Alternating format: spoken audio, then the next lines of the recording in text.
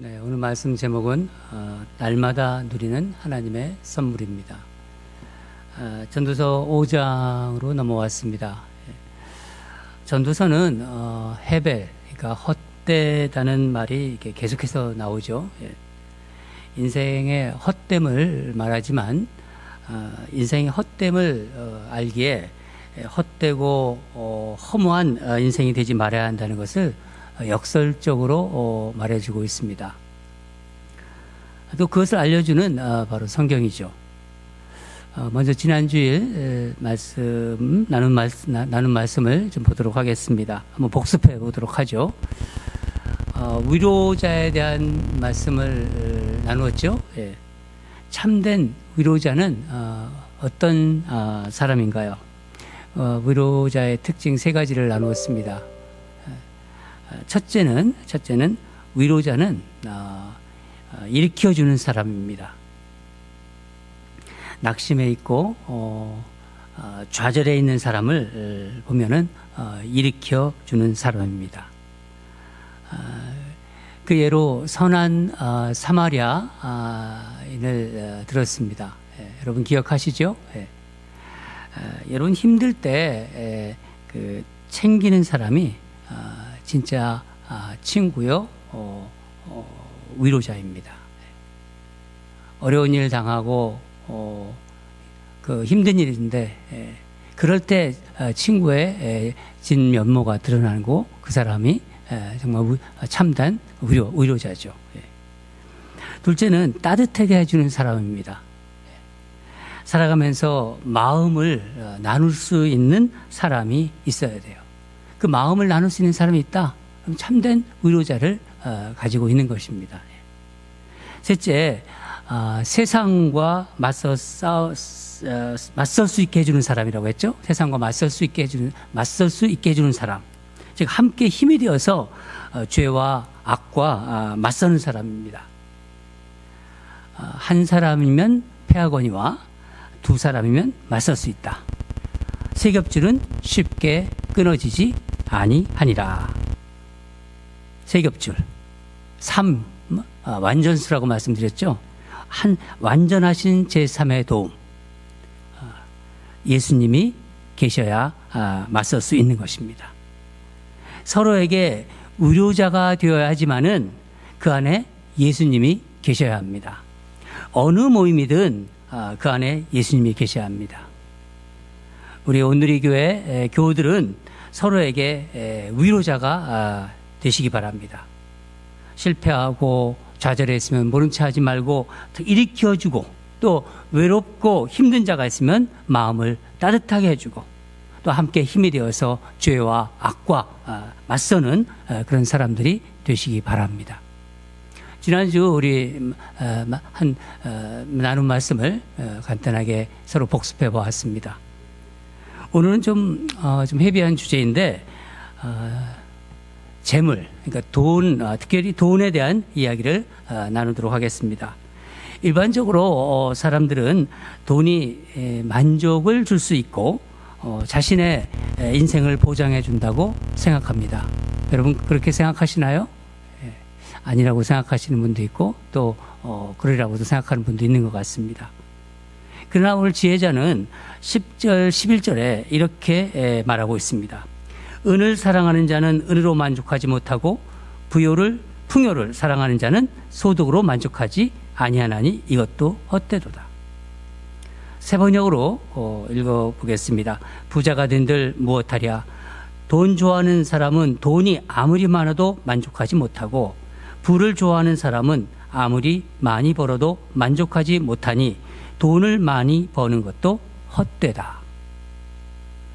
돈을 사랑하는 자는 돈으로 만족하는 법이 없다는 거예요. 재산 모으는 것 좋아하는 자는 아무리 재산을 많이 모아도 또 큰 돈을 벌어도 만족함이 없다. 그런 말씀입니다. 돈이 인간을 만족하게 할 수 없다는 것이죠. 여러분 돈이 없다가 생기면 어떻습니까? 좋습니다. 좋지요. 그렇죠.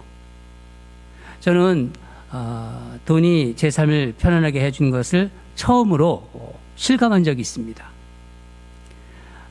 87년도에 결혼을 했는데 신혼생활을 한국이죠. 안양의 한 주공아파트, 이름이 석수 주공아파트로 기억하는데 거기서 한 13평짜리 아파트에서 시작했습니다. 그 아파트는 연탄 보일러를 사용하는 좀 오래된 아파트였어요. 난방이 잘 안 되었습니다. 또 외풍이 심해서 아주 추운 겨울에는 방에 이렇게 물을 놓아두면요, 물이 얼 정도였어요.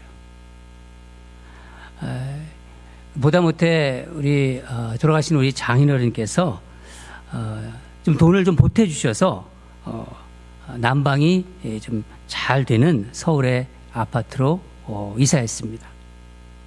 따뜻하니까 참 좋았어요. 그때 제가 그런 생각을 했습니다. 돈이 주는 위력이다. 돈이 주는 위력을 경험했습니다. 여러분, 돈이 주는 만족이 있습니다. 돈은 인간을 행복하게도 합니다.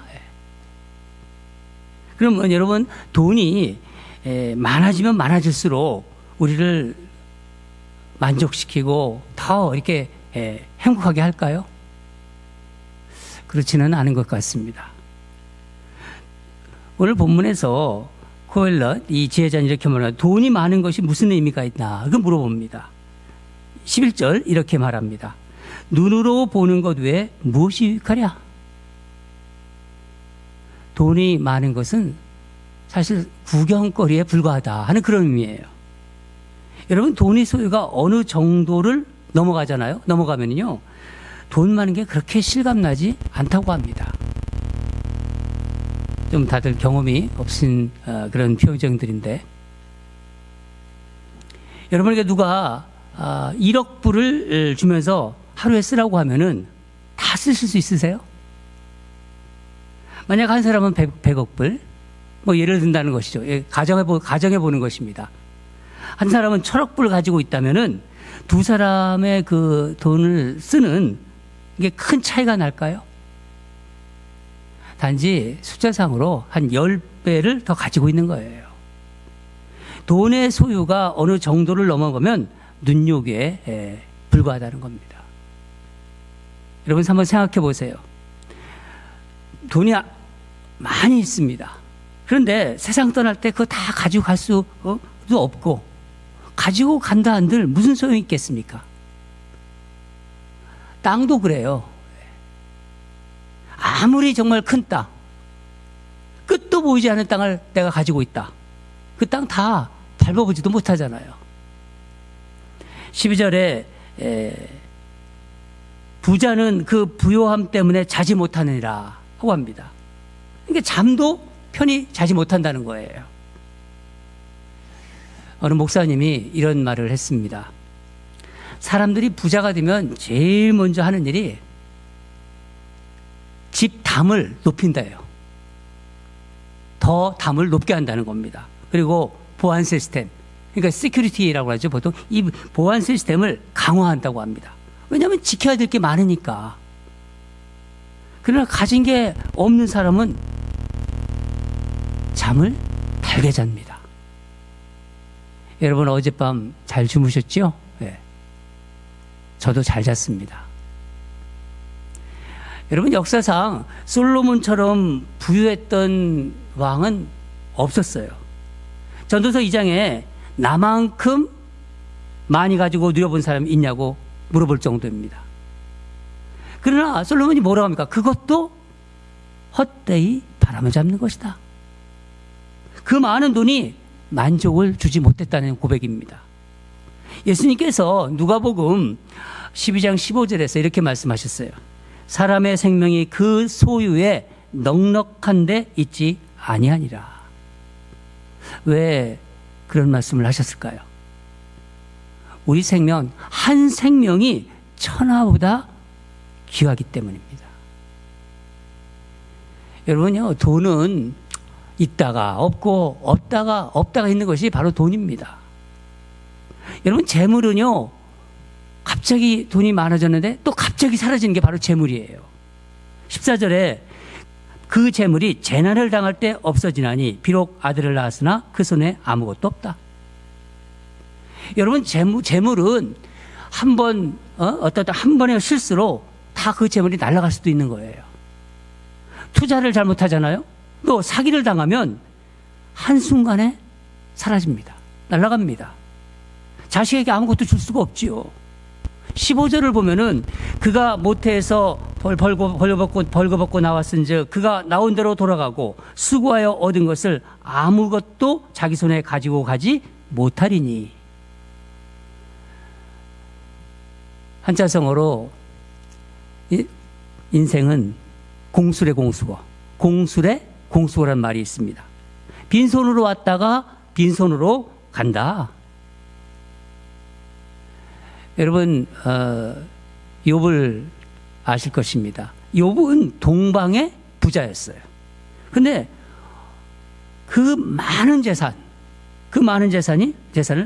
한순간에 잃고 욥이 어떻게 단식하나요? 욥기 1장 21장을 보면은, 욥기 1장 21절을 보면은, 내가 모태에서 알몸으로 나와 싸운즉 또한 알몸이 그리로 돌아가올지라. 주신 이도 여호와시요 거두신 이도 여호와시오니. 주신 이도 하나님이시고 거두어 가시는 이도 하나님이시다는 고백입니다. 여러분, 돈이 아무리 많아도 그 재물이, 그 돈이 우리 인생을 보장하지 못합니다. 재물을 잃게 되면, 그 많던 재물을 잃게 되면은 어떻게 되나요? 17절 보면은 마음의 근심과 질병과 분노가 그에게 있느니라. 여러분, 부자병이라고 아시죠? 이 부자병은 인간에게만 있습니다. 결국 돈이 우리를 만족하게 한다, 인생을 보장한다, 행복하게 한다. 이게 다 착각이라는 거예요. 그래서 16절에 이렇게 말합니다. 바람을 잡는 수고가 그에게 무엇이 유익하랴. 돈을 사랑하면 만족은 없는 것입니다. 저는 오늘 돈에 대한 말씀을 묵상하면서 아주 오래전에 읽었던 미국의 그 석유왕 록펠러의 이야기가 생각났습니다. 미국 사람들이 석유왕으로 록펠러를 들고 있습니다. 록펠러는 33세에 백만장자가 됩니다. 그리고 43세에 세계 최대 기업의 회장이 돼요.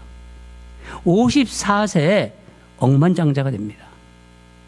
그런데 그의 나이 55세에 스트레스성 소화불량에 걸리고 우울증에 걸립니다.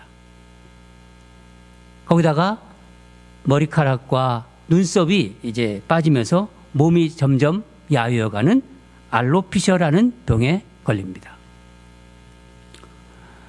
의사로부터 1년 정도 산다는 시한부 선고를 받습니다.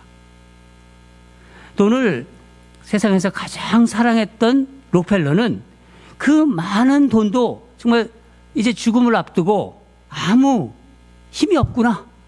그것을 이제 깨닫습니다. 돈 앞에서, 이 죽음 앞에서 무력한 자신을 보면서 어느 날 교제했던 한 목사님과 상담을 합니다.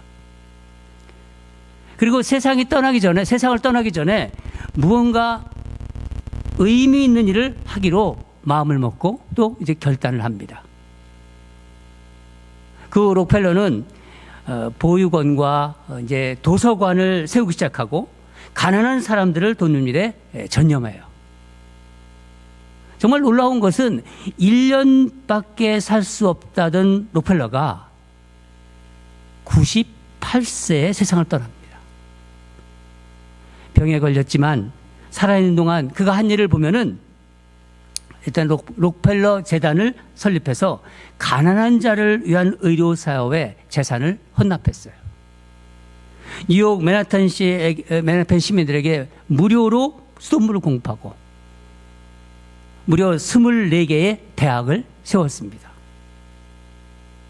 수많은 복지센터를 설립했어요. 그리고 4,928개의 교회를 지원하고 세웠습니다. 그중 가장 대표적인 교회가 뉴욕의 리버사이드 처치입니다. 그런데 그가 하나님의 부르심을 받을 때 소유한 그 재산이 미국 경제의 1.5%라고 합니다. 이 액수는요, 빌 게이트의 재산의 3배라고 그래요. 여러분, 그는 재산이 많았지만 더 많은 재물, 더 많은 돈을 모으는 것을 인생의 목적으로 삼지 않았습니다. 돈이 그의 인생의 목적이 되지 않았어요. 그래서 그의 인생이 헤벨, 헛되다, 헛됨으로 끝나지 않고 영원한 생명으로 연결된 것입니다.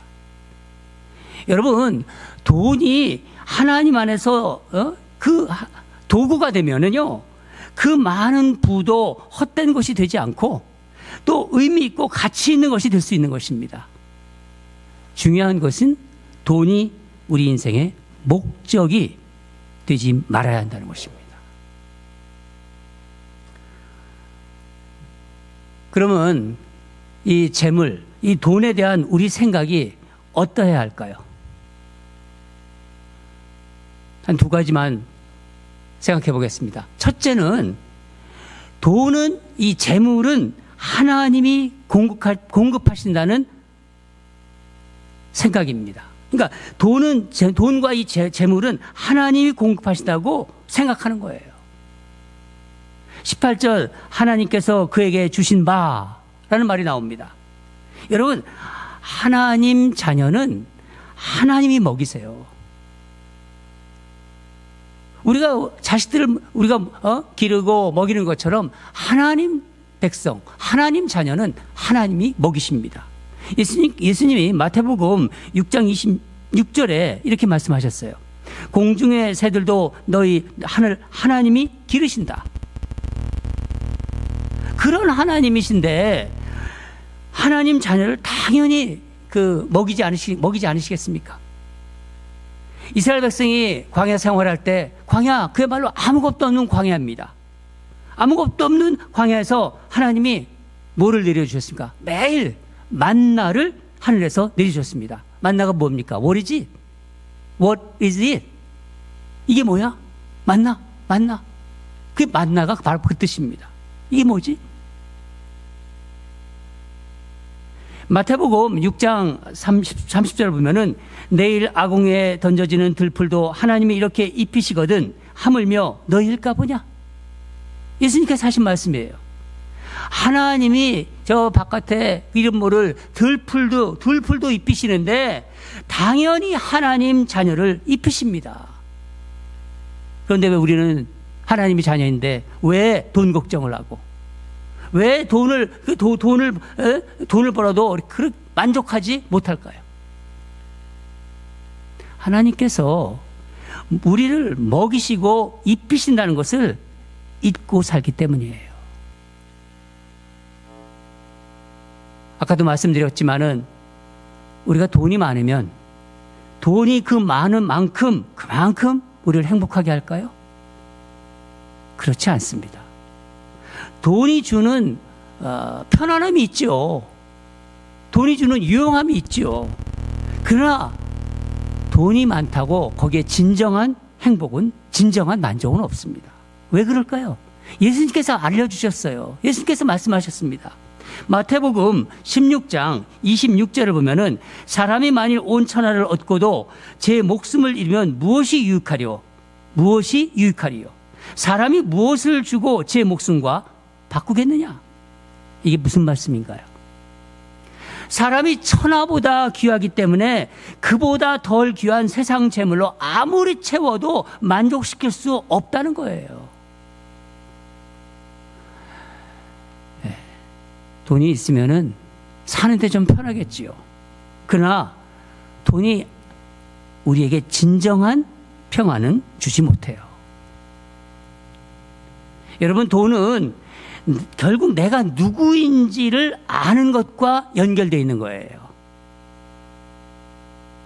여러분, 재물은 우리 하나님 아버지가 공급하신다. 그 하나님께서 공급하신다는 그 믿음이 재물을 보는 우리 생각이 되기를 바랍니다.